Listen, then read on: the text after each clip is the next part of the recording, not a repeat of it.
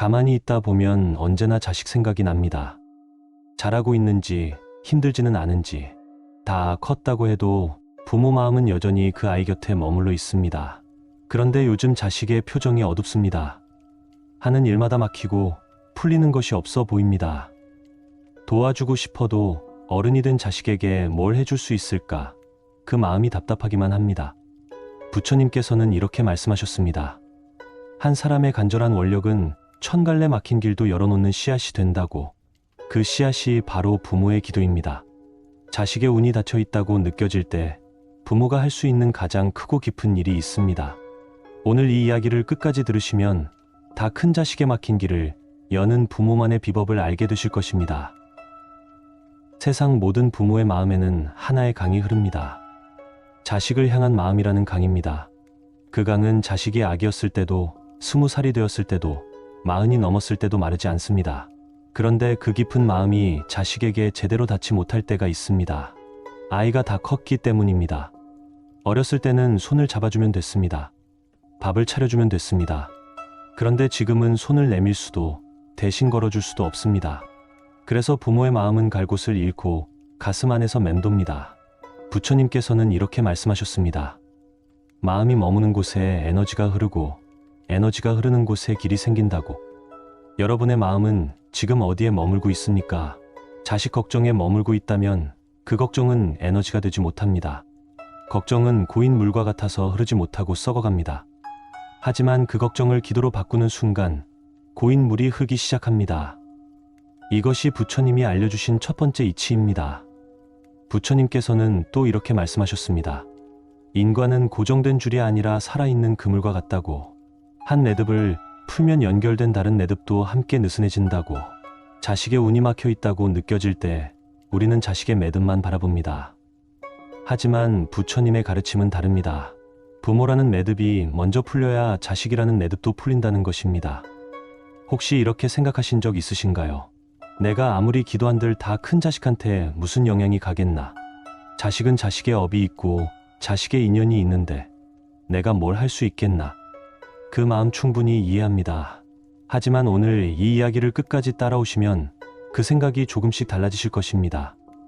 옛날 부처님 시대에 한 어머니가 있었습니다.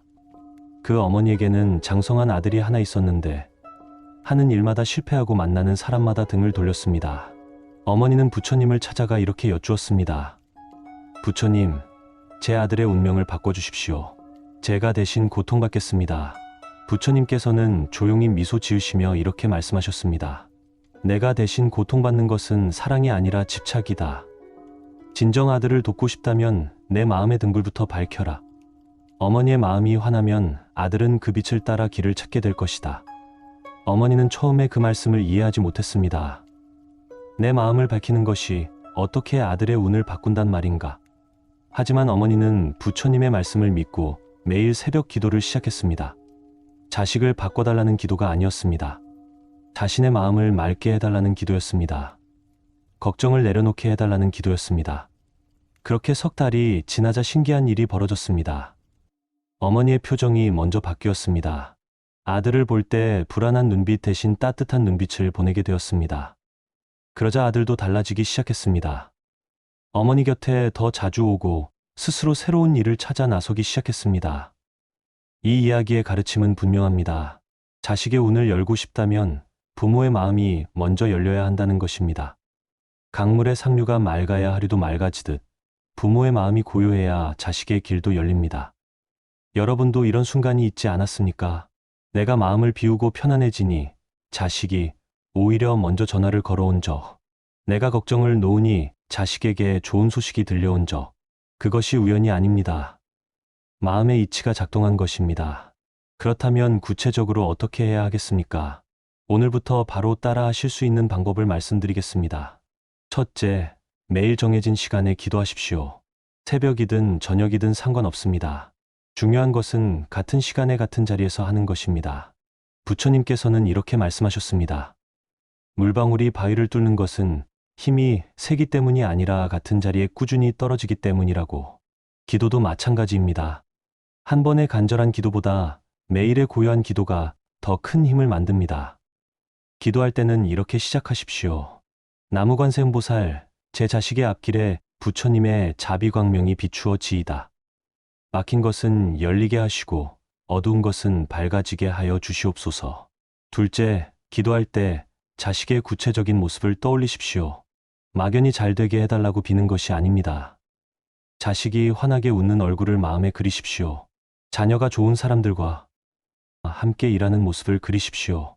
부처님께서는 말씀하셨습니다. 마음이 그리는 것이 씨앗이 되고 씨앗은 반드시 때가 되면 싹을 틔운다고. 걱정하는 마음으로 기도하면 걱정의 씨앗이 심어집니다. 밝은 마음으로 기도하면 밝은 씨앗이 심어집니다. 셋째, 자식을 향한 잔소리와 걱정의 말을 내려놓으십시오. 부모는 걱정을 사랑이라 여기지만 다 큰 자식에게 걱정의 말은 무거운 짐이 됩니다. 대신 짧은 축원의 말을 건네십시오. 오늘도 좋은 일 있을 거다. 내 곁에 좋은 인연이 올 거다. 부처님께서는 이렇게 말씀하셨습니다. 말은 씨앗이 되어 뿌리를 내린다고. 걱정의 말은 가시나무 씨앗이 되고 축원의 말은 꽃나무 씨앗이 됩니다. 넷째, 자식을 위한 보시를 작게라도 실천하십시오. 절에 공양미 한 줌을 올려도 좋고 이웃에게 반찬 한 가지를 나눠도 좋습니다. 남을 위해 마음을 쓰는 그 순간 그 공덕이 자식에게 흘러갑니다. 이것이 회양의 힘입니다. 여러분, 이 네 가지가 어렵습니까? 하나도 어려운 것이 없습니다. 특별한 것도 없습니다. 하지만 이 단순한 것들을 매일 꾸준히 하는 것, 그것이 부처님이 말씀하신 수행입니다. 그런데 여기서 한 걸음 더 들어가 보겠습니다. 기도만으로 충분한가? 이렇게 물으시는 분이 계실 것입니다. 맞습니다. 기도는 시작이지 전부가 아닙니다. 기도가 뿌리라면 그 뿌리에서 뻗어 나가야 할 가지들이 있습니다. 자식이 직장 때문에 힘들어하고 있다면 기도와 함께 이렇게 해보십시오. 자식에게 전화할 때 근황을 캐묻지 마십시오. 대신 될 것 아닌 이야기를 나누십시오. 오늘 날씨가 좋더라. 동네 고양이가 새끼를 낳았더라. 그 가벼운 대화가 자식의 마음에 쉼터를 만들어 줍니다. 자식이 건강 때문에 걱정된다면 기도할 때 약사열의 불을 함께 모십시오.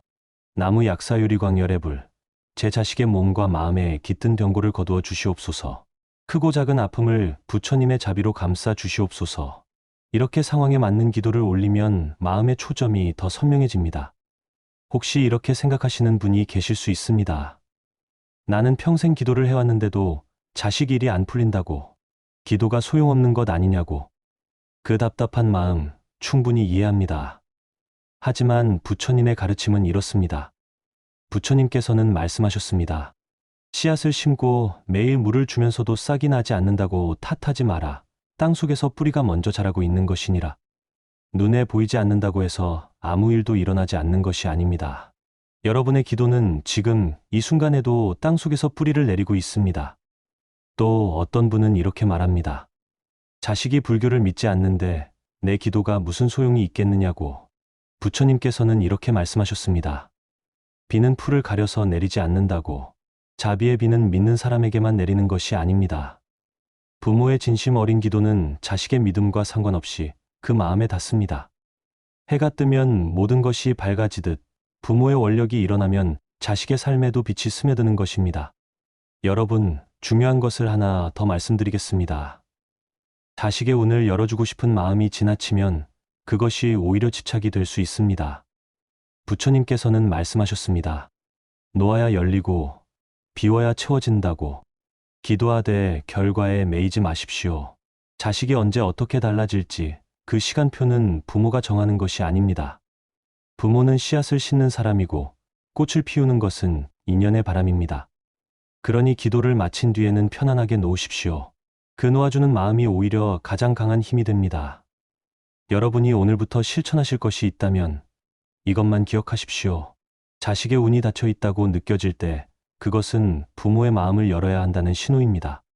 강물의 상류를 맑게 하면 하류가 저절로 맑아지듯 부모의 마음이 맑아지면 자식의 길도 열립니다. 하나, 걱정을 기도로 바꾸겠습니다.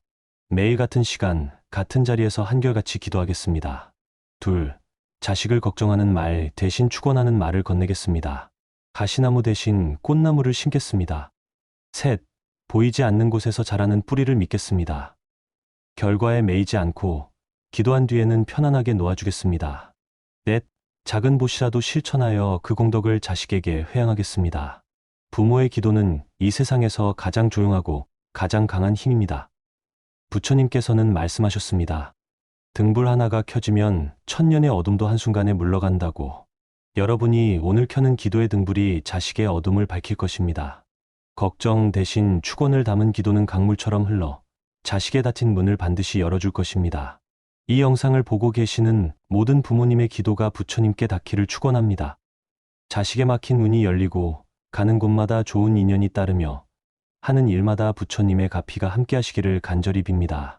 나무관세음보살, 나무관세음보살, 나무관세음보살.